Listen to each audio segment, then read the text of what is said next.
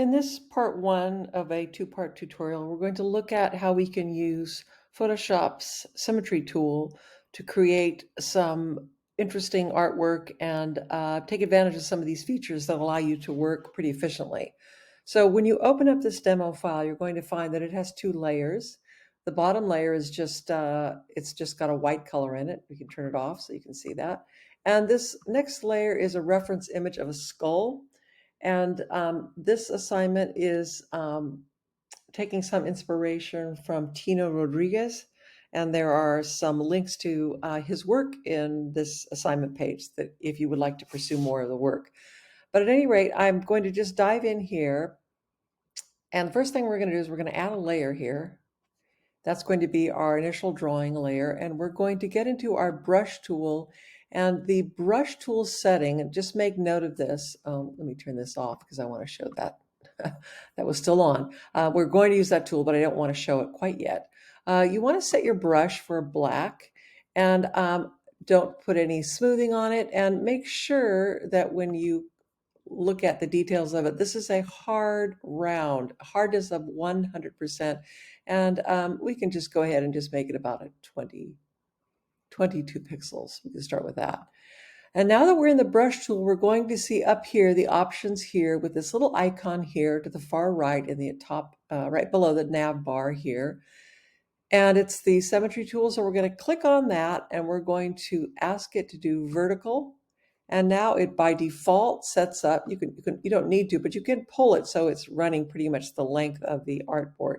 But it automatically wants to position itself in the center. And since the skull reference image is pretty much in the center, that's fine. Just hit return. And now that you've done that, your brush is now going to behave in the symmetry mode that you've selected. So if we were to just, and I don't have my stylus, but I'm just going to, and watch this. I'm using the brush, but if I hold down Shift, I can create angular shapes. And I'm just going to use that method to show you this. If you don't have Shift selected, it'll just be very organic shaping. But I'm going to go ahead, and once I click there, I'm going to continue to hold down my Shift key so that it wants to plot out points like this. So I'm not going to go into a lot of detail here. I just want to show the basic concepts here. Okay. And if we were to turn off our reference image layer, you can see what we've done. It's completely symmetrical. So for this first part of the assignment, you're just going to be creating an image using this reference of the artwork of Tino Rodriguez.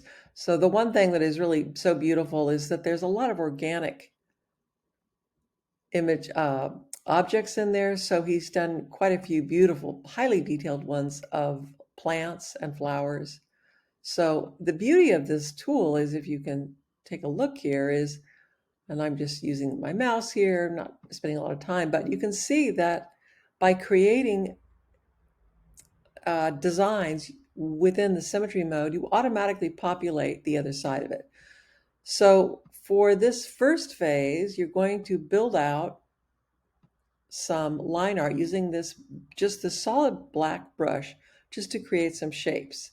So have fun, and I will see you in the phase 2 of this video tutorial.